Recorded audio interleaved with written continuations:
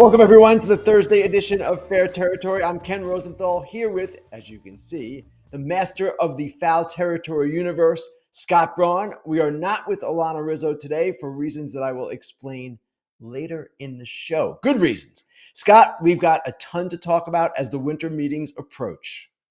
Yes, we do. And I'm excited to see you briefly at the winter meetings running around covering the sport like you do. But let's get into what's surfacing before that. And Ken, I think we need to start with the biggest name in terms of who should command the most money this offseason. That's Kyle Tucker. And that's a little visit to a fancy facility in Dunedin, Florida. What else do you know? And do you think that the Blue Jays are serious candidates to be able to sign him?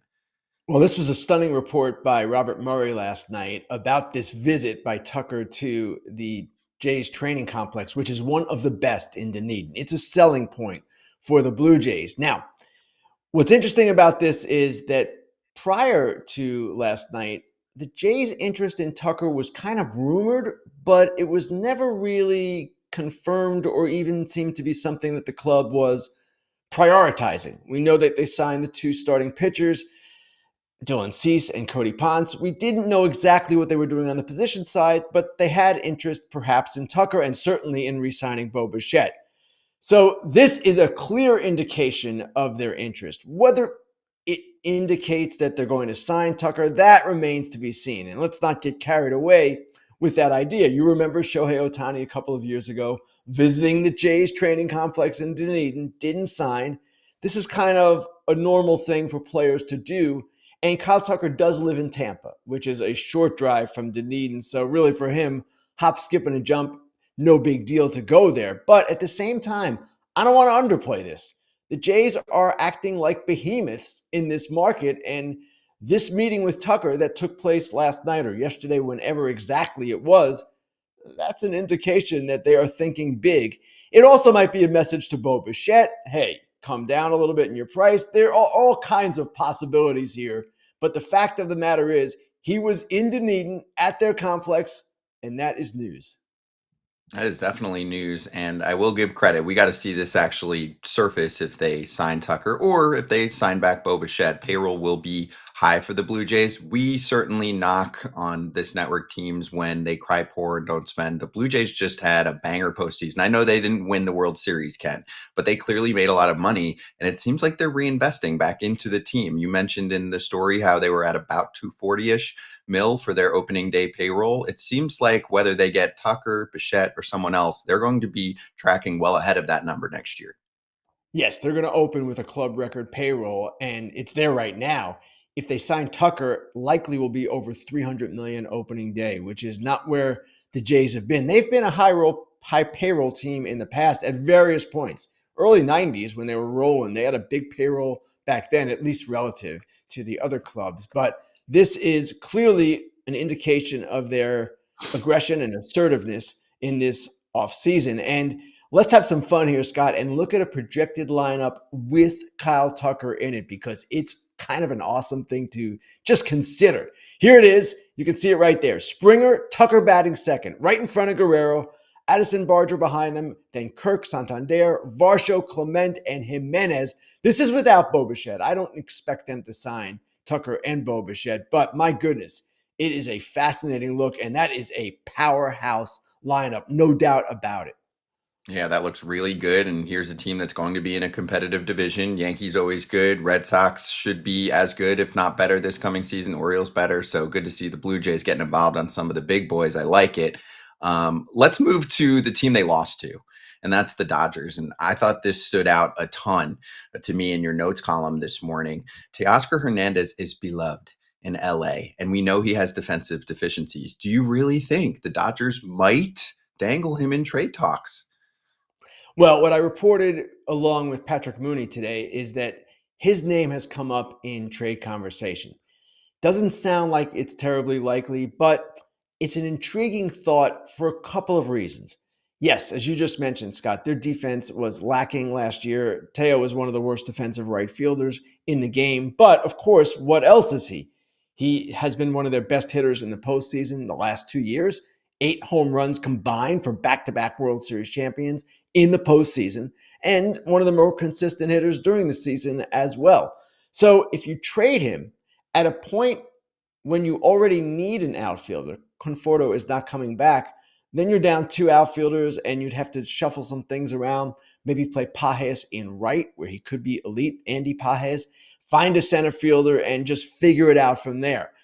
I'm not certain they're going to do it. In fact, I would say the odds are against them doing it. But it's interesting to hear that his name has come up because his contract, it's complex, but it's relatively affordable. And let's say the Dodgers could get an outfielder back and then sign another one, then you have something going. And I don't know that this means in any way that they are going to be in the Kyle Tucker sweepstakes.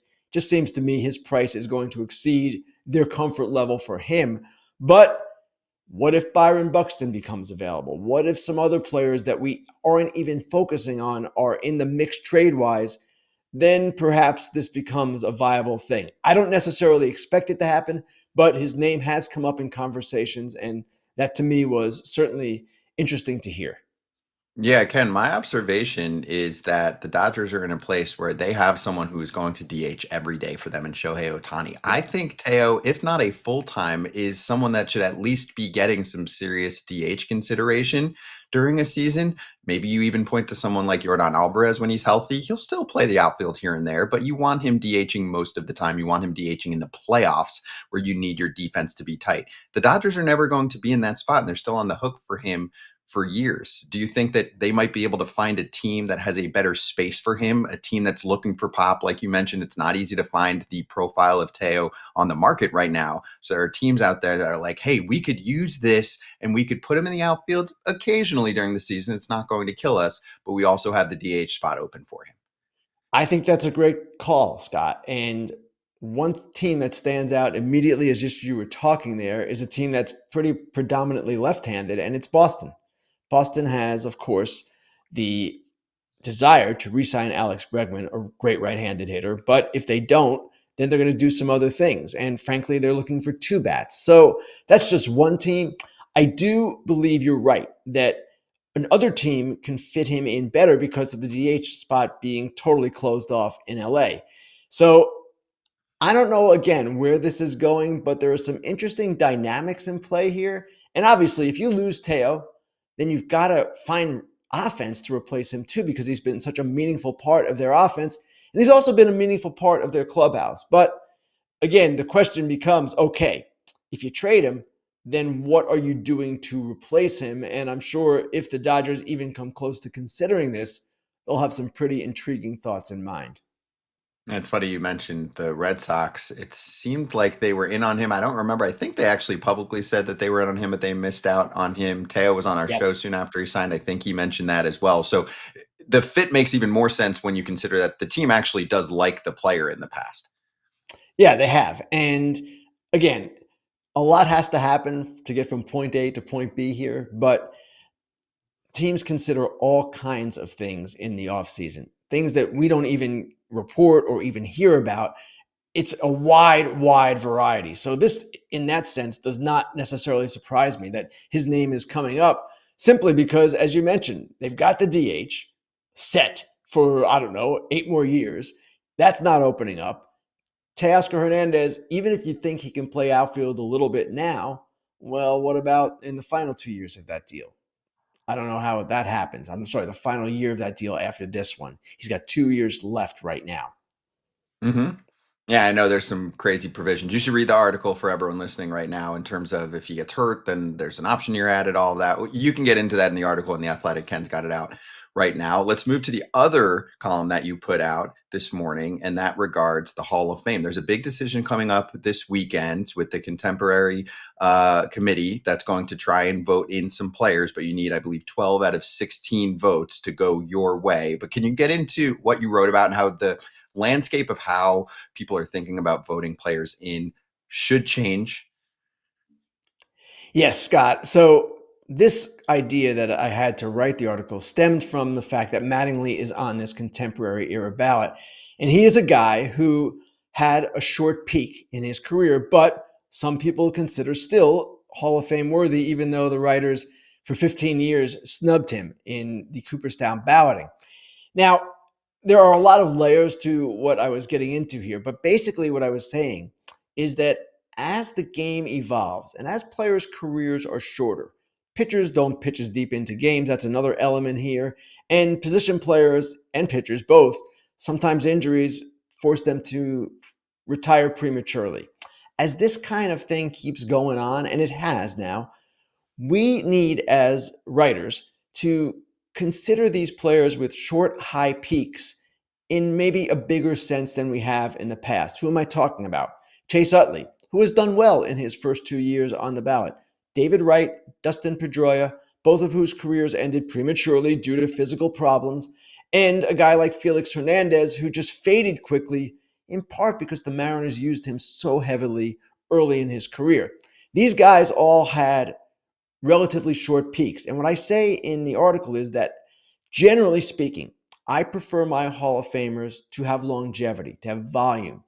10-year dominance is kind of my prerequisite, but maybe I need to rethink that, and maybe we just need to rethink in general how we view these players.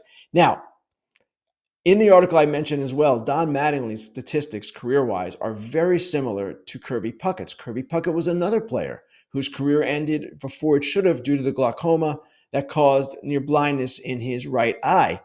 But Puckett got in first ballot. Mattingly never got in on the writer's ballot, and this is his fourth try on an ERAS committee. So it's going to be really interesting to see how the voters look at this on Sunday, and not just Mattingly, of course. Bonds and Clemens are on this ballot. Sheffield's on this ballot.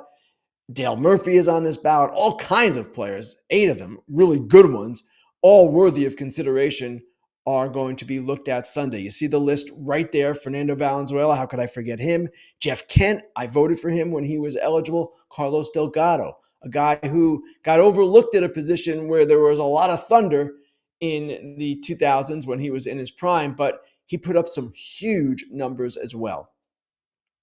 To me, Ken, for the Veterans Committee that votes, which is a totally separate process from the BBWAA, this is a stacked ballot. And even if you want to get rid of the Bonds Clemens debate and all that, it's still a stacked ballot, like you mentioned, with Jeff Kent getting a lot of love but not getting enough. And I think Delgado's underrated. So here, I'll bring it to this.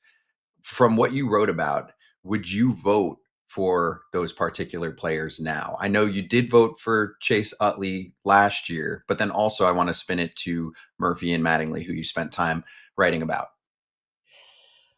Scott, I haven't thought about this year's ballot in great depth yet. And Wright and Pedroia are certainly 2 guys I'm going to look at more closely. Felix, too.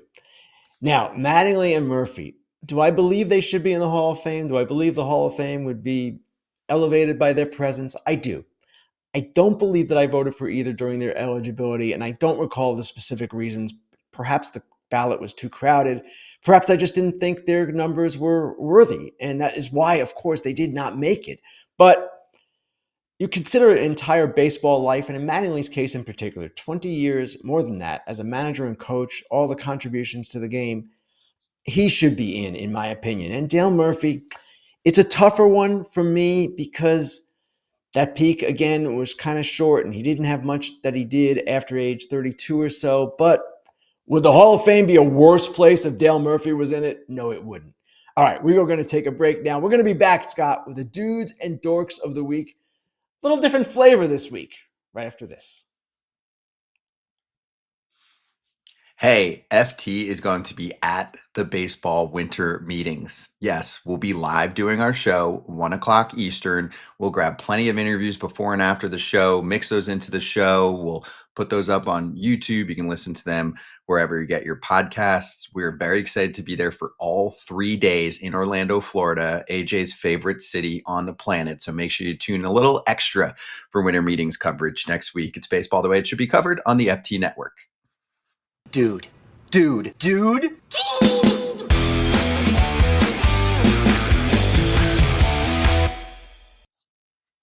All right, let's hit Dude of the Week. Ken, would you like to go first or should I go first? And I love the theme we're going with here. You know what? I'll go first. All of our dudes this week look like ladies. And if you don't know the song, look it up. The dudes are dudettes. And I'm going to start with our own Alana Rizzo. Alana is not doing the show today for a very good reason. She is being honored by the Italian American Baseball Federation tonight at their gala in New York with their media award. So Alana Rizzo, you see her right there. distinguished career to say the least. She is one of my dudettes of the week. And the other, this just came out yesterday, Hazel May from Sportsnet. She received the Jack Graney Award from the Canadian Baseball Hall of Fame. That is for significant contributions to baseball in Canada through her life's work. Hazel, like Alana, very, very deserving. 2 dudettes for me. And what say you, Scott? I've got another one, a dudette of the week, and that is my teammate here at the FT Network, your teammate even more so over at The Athletic, Katie Wu, who has done a brilliant job covering the Cardinals on the beat for the past 5 years, is still staying at The Athletic. She's moving over to Los Angeles. She's from California. She's going to cover the Dodgers along with Fabian Ardaya, so there'll be 2 of them on coverage there. And I just wanted to point out how brilliant of a job that Katie did for years. I think that she brought just a different flavor of coverage. She's been great on Cardinal territory. You'll see her in some future FT Network action coming up. But just wanted to give her a shout out, Ken, as people should recognize her in the LA area and add her to their follow list and look out for her articles. Absolutely. And Katie, like Fabian, went to Arizona State, their great sports journalism program. Both great young journalists, and it's a pleasure to work with them, to say the least, in any medium. Yes, great dudes of the week. Yes, love it. All right, let's get to the dorks.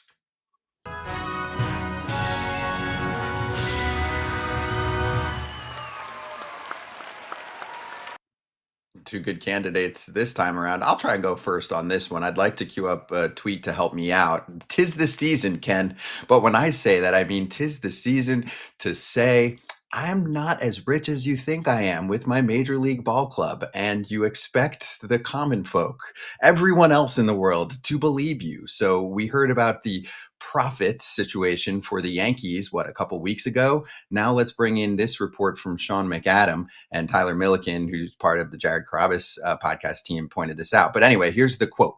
According to industry sources familiar with the organization's thinking, the Red Sox are okay going over the first CBT threshold set at $244 million for 2026, which would translate them to absorbing a modest financial loss. But with anything beyond that, there's a reluctance to incur bigger deficits. I wonder how that got out there. Who knows the books and the finances? Who would be able to speak on that and give information to someone? I just have a hard time when this stuff comes out, Ken, believing that nobody, not even the Yankees or the Red Sox, are making money in Major League Baseball. Why own the team just for the love of the game? Feel bad for me. I'm the only one that can own this team, take the losses, and still try to put it into the team to make it successful. Pathetic, pathetic information that comes out this time of year. In my mind, I don't think it has as much to do with, say, a looming lockout in a year. I just think we always get this every offseason, and it helps to temper fan expectations. Oh, there are excuses every offseason. And it's COVID one year, it's the TV money drying up another year. It's always something. And sometimes the excuses are more legitimate than others. This one I question, especially in the first offseason after you have unloaded Rafael Devers. Hello, that move was intended to create great financial flexibility in the future. And suddenly that flexibility isn't as significant as we thought it was. We're not buying. Now, I want to go to my dork of the week because it's a familiar target to this program, and it's one we haven't hit in a while. The Athletics, the Oakland, Sacramento, Las Vegas Athletics. And let's take a look at the artist's rendering of their new ballpark in Las Vegas, and I'll show you why they are the dorks of the week, because only the A's could pull this off. Now, I don't know if we can zoom in on that person wearing the jersey on the scoreboard, but that is not a Brent Rooker jersey that he's wearing. It's not a jersey of any player on the Athletics. It's a Jose Altuve jersey, a jersey on one of their biggest rivals in the division. So no Brett Rooker, no any other A, but we've got Altuve showcased in this artist's rendering. It's a little thing compared to the injustices and criminal activity, not criminal activities, but various things that the A's have done in the past. But it's still dork of the week merit. Oh. And it is the damn dork of the week. Oakland A's, whatever they are, the A's and the Las Vegas A's, Sacramento A's. Dorks of the week yet again. Yeah, easy one here, Ken. I mean, you're putting out renderings, you're putting out a model, you're showing off the ballpark. Cool. And there's some really cool components. There is no faulting that, Yes, no right? doubt. There are parts of the ballpark that look super cool. Excited about that part. This isn't a knock on Vegas. But when about a year ago, John Fisher tells everyone how excited he is for Aaron Judge to hit home runs in his ballpark in Sacramento. And now one of the main photos here has a Jose Altuve jersey on it. It's not like you have to really go find it, right? It's not like they had 50,000 people in the seats and you find one Altuve jersey. Like, this is on the video screen on both sides of this photo. It's so ridiculous. It's so John Fisher and It could be a company pretty from the easy 80s. fix too. Find a picture of an athletics player and put that on the board. Put a fan with a jersey from an athletics player. Yes, they do exist. Not that hard. Scott, man, hey, thanks for helping out today. Alana, we hope you have a great time tonight. We are going to be back with Grillin Ken right after this. BetMGM account holders, today, how about an any sport parlay boost token? You can score a bigger payout if your wager with that token hits. Tokens can be used on parlays and on same game parlays. Gambling problem or concern? There's help. Call 1-800-GAMBLER. Hey, when you get a chance, subscribe to Foul Territory on YouTube. We are getting very close to 300,000 subscribers on the channel and love all of them. So we'd love you to join us on that channel as we break down everything going on across the sport. It is baseball the way it should be covered at Foul Territory. Give us a sub.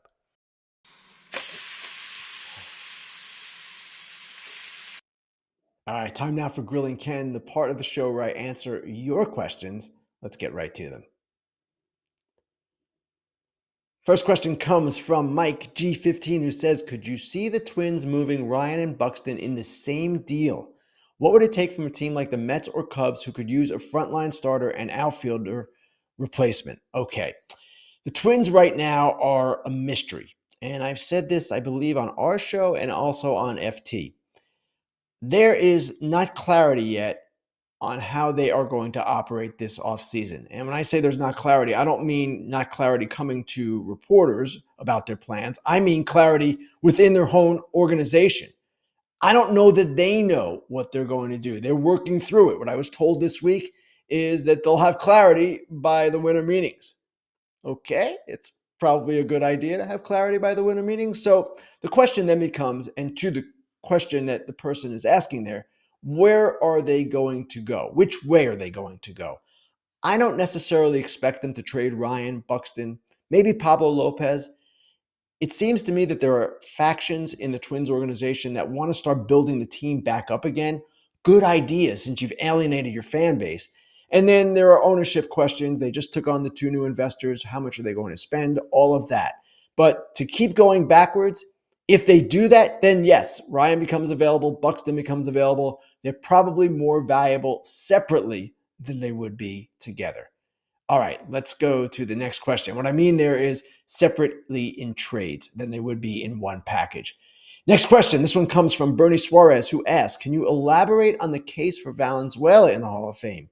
I know there are many fans of Mexican descent like myself that became fans because of him. Bernie, great question. And Fernando Valenzuela, like Murphy, like Mattingly, would he elevate the Hall of Fame? Yes, he would elevate the Hall of Fame. For a moment in time, Fernando Valenzuela was the hottest thing in the sport. And like some of the others, you could say his peak was shorter. He certainly didn't get to the major numbers in longevity that you like to see. But Fernando Valenzuela had a huge impact on the sport. And in my view, that should be taken into consideration in Hall of Fame balloting. Now, he didn't get in on the writer's ballot. That's why he's on the Eras Committee ballot. And we'll see how it goes. But when you ask these questions, do I think he belongs? Well, obviously, he didn't get in on the writer's ballot. Okay. But if they put him in now, it would be good. It would be a good thing. And I would be quite pleased to see Fernando Valenzuela in Cooperstown.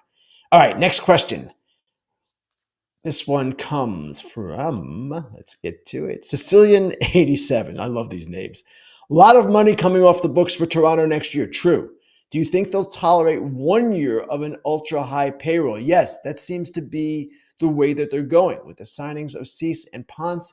And then perhaps another big signing in store, whether it's Tucker or Bichette. Again, I do not expect them to do both, but With that money coming off the books after next year, yes, they can operate in the way that they're doing. And that is perhaps, not even perhaps, that is one reason why they're going this way. So, all right, that is it for the questions right now. I want to thank the TV crowd for watching. If you're paying attention and following along on YouTube, stay with us. We'll be right back after this.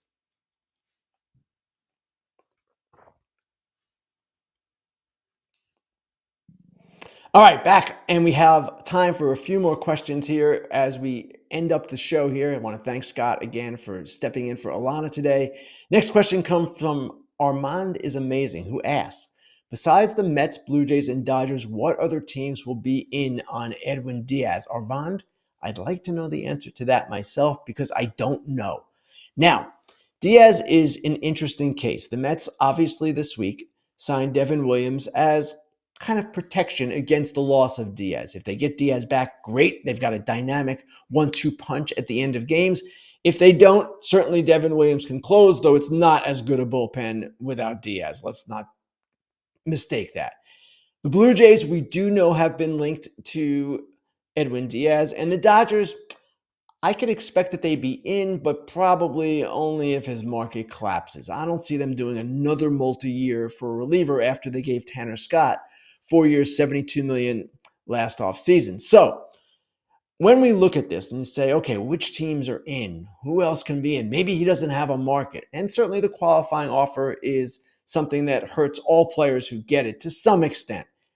But I don't ever buy that an elite talent like a Diaz or any other player at that caliber does not have a market. Now, he might not have a market at the level that he wants to be at, but let's say the price drops. Let's say it's not 5 years, 100.